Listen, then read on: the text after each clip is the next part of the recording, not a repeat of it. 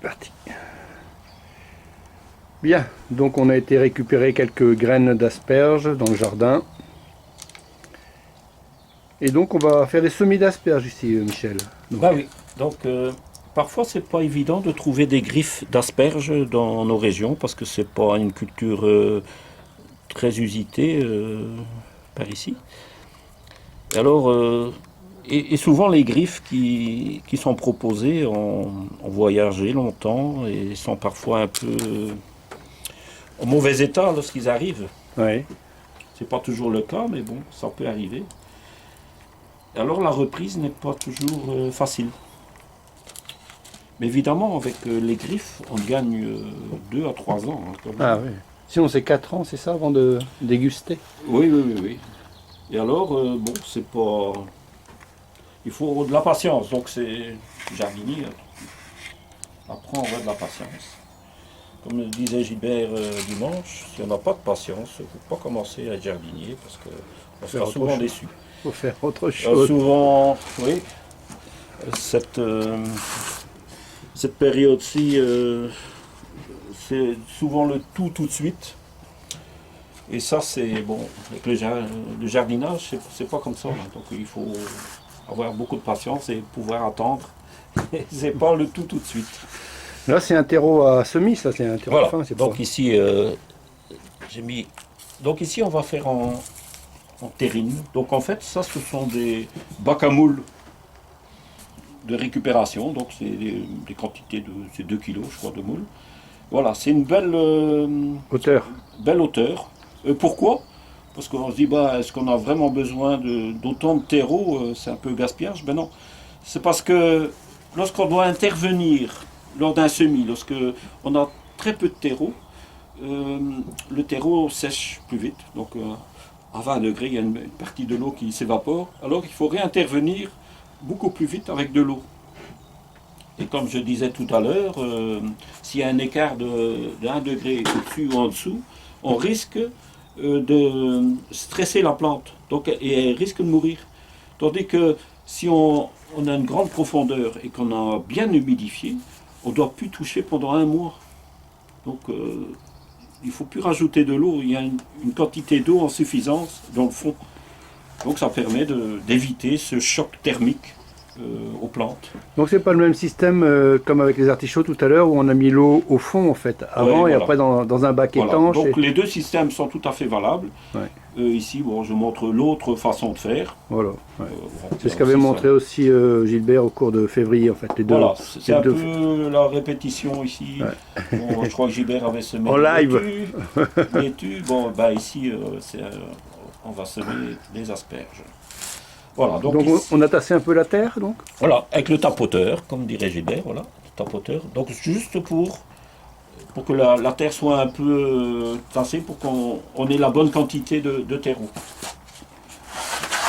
Voilà. Donc ici, on va arroser copieusement. Alors quand je dis copieusement, c'est pas mal. Hein. Et de temps en temps, on arrête pour laisser descendre l'eau. Et lorsqu'on a un peu l'habitude, rien qu'au poids, on dit voilà. Au départ, on a un certain poids sans eau. Et ensuite, voilà, il n'y en a pas assez du tout. Alors pour ceux qui n'ont pas trop l'habitude, on peut encore les voir après avec un bâton ou un couteau, et on peut voir si l'eau descend. Donc on peut le voir aussi. Hein, voilà. Ici il y a déjà à peu près 2-3 cm de mouillé. Hein, on voit là. Mhm. Donc c'est pas assez, ça doit être mouillé jusqu'au fond. Sinon, voilà, on n'a pas notre réserve d'eau Ouais. qui nous permet d'être tranquille et de ne plus y toucher. Et on voit l'eau, elle descend Ouais. au début rapidement. Et par la suite, ça va commencer plutôt à stagner. On voit qu'elle descend encore bien. Mhm. Alors, pourquoi remplir complètement? Donc, c'est pour avoir le volume d'humidité, mais aussi pour la lumière. Parce que si on prend un godet plus, enfin un bac plus haut et qu'on met que les 10-12 cm, les parois, même si elles sont claires, ça rend un peu... Il y a moins de lumière. Donc, lorsque la plante va germer, il faut qu'elle ait un maximum de lumière autour d'elle. Si vous avez des parois, même translucides, ça va diminuer la lumière et la plante va filer davantage. Parce qu'il ne faut pas oublier que si on met à 15-20 degrés, donc ça fait une certaine température, mais il faut qu'il y ait aussi de la lumière. Donc au mois de mars, les jours s'allongent déjà sérieusement. En février par exemple, c'est moins le cas. Ben, les jours sont plus longs, donc on a plus de quantité de lumière.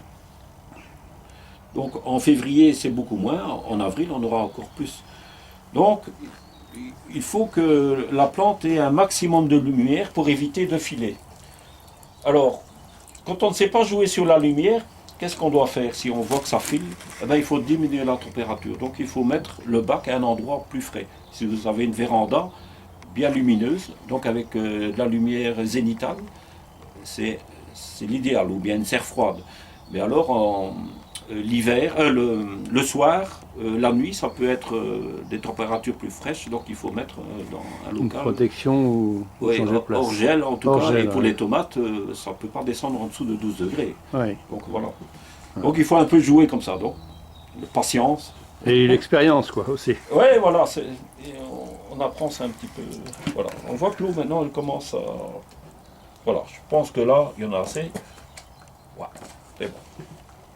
Mais on peut donc mettre les graines comme ça dans du terreau très très humide, ça va pas pourrir ou... Non, parce qu'après, on met ça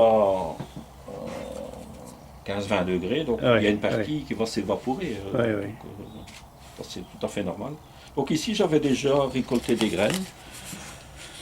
Donc à l'automne, et voilà, on va semer ça. Ce sont les mêmes, hein, c'est l'asperge verte. L'asperge verte, ouais.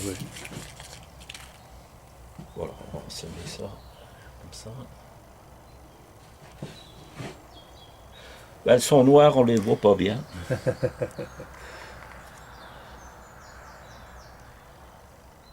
Mais dans un pot comme ça, on en met quoi? Une trentaine, au moins 40? Ouais, bah, je mets tous les Ouais, ce qu'il y a dans le 2-3 sachet, quoi. cm. Oh non, Ouais. non, je ne vais pas tout mettre. Ouais, tous les 2-3 cm, espacer Ouais, c'est ça, l'un pour de qu'il y ait l'autre, quand même.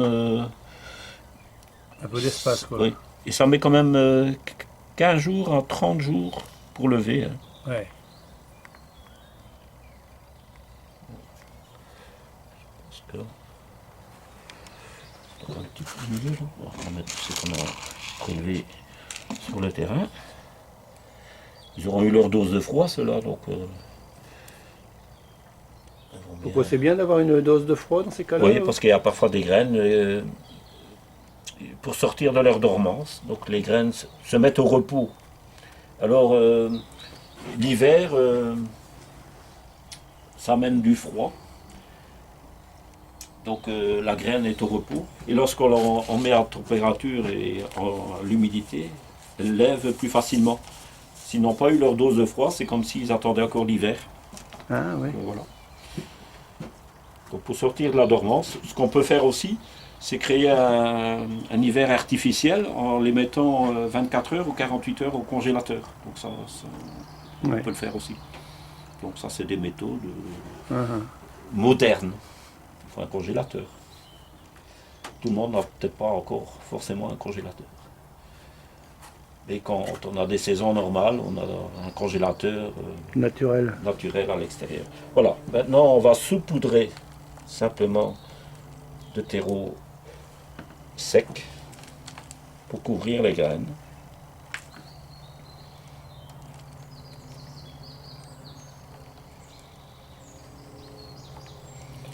Elles sont noires, on ne les voit pas très bien.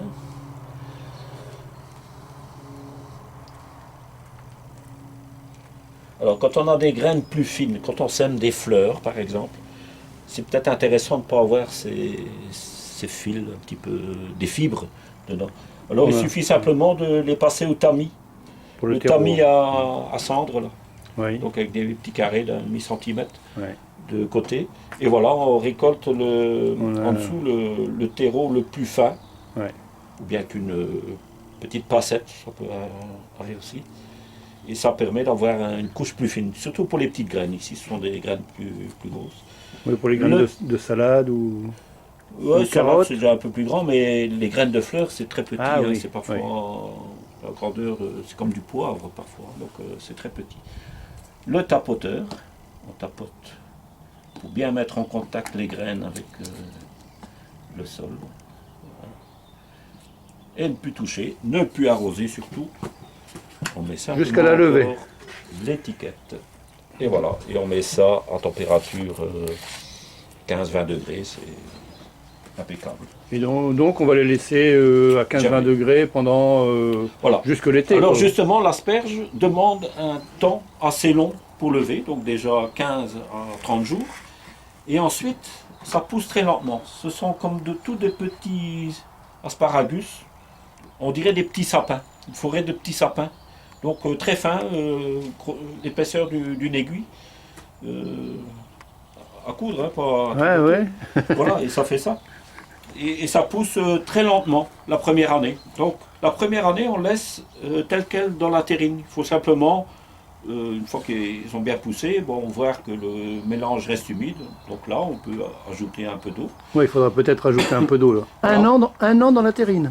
Ah oui, oui, parce que c'est tellement fin à repiquer que c'est très cassant. Après un an, d'ailleurs, moi j'avais même cru que j'allais perdre ma terrine, que ça n'allait pas lever. J'ai laissé tout l'hiver dans la serre, j'ai simplement un peu humidifié, j'ai dit tiens, bon, parce que toute la verdure avait disparu. J'ai dit tiens, bon, est-ce qu'il y a eu quelque chose, ça a eu trop chaud, ou bien est-ce qu'il y a eu trop froid, et le gel, il n'y avait plus rien.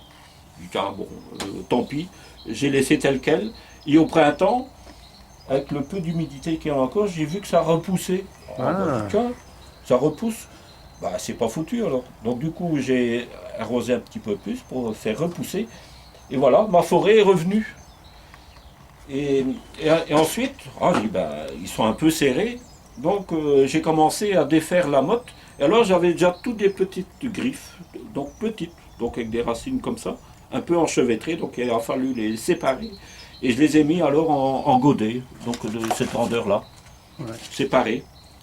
Donc j'ai tout mis des godets comme ça, avec chaque griffe dans les pots. Et là, j'ai encore laissé pousser quelques mois. Et lorsque le temps était propice, donc en mai, juin, par là, j'ai été les repiquer ici, donc, le parterre qu'on a vu là-bas. Je les ai repiqués là. D'accord. Et alors là, il a encore fallu attendre, comme j'ai dit, une paire d'années avant de récolter. Donc c'est un truc c'est lent, hein. de patience. Ouais, ouais. Mais bon, quand on n'a pas la possibilité d'avoir des griffes, on sait se débrouiller. Et si on veut avoir d'autres variétés, il y a des variétés violettes. Donc c'est parfois intéressant d'avoir d'autres variétés à essayer. Mais ça occupe le terrain quand même pas mal de temps, quoi. Ah oui, oui. Donc une aspergerie peut tenir en culture bio 20-30 ans. Hein, sur place, hein, oui. Mais bien sûr, il faut apporter du compost. Donc il faut que ça soit riche et pas trop lourd. Donc on allège en plus le sol. On peut aussi mettre un peu de broyat et, bon, et du compost. Voilà. Donc ça permet d'apporter des matières organiques et le sol reste très riche très longtemps. Et se garder de ne pas trop prélever au début, pour dire de se limiter à ce 1 mois et demi, avril jusqu'à mi-juin, pour récolter, ensuite ne plus toucher, laisser régénérer les racines pour les bourgeons suivants. Ah ouais, elle est un peu capricieuse quand même l'asperge là. Il faut... C'est une culture délicate, mais bon, ça vaut vraiment la peine parce que ça, par rapport à l'asperge en boîte, c'est pas du tout la même chose. Heureusement, on vend aussi des asperges fraîches en boîte. Ouais. D'ailleurs, les personnes qui ont déjà goûté les asperges fraîches par rapport à ceux en boîte, je crois que tout le monde peut certifier et dire que c'est tout à fait autre chose. Ah. Ben voilà. Très bien, Michel. Merci beaucoup. À bientôt. Au revoir.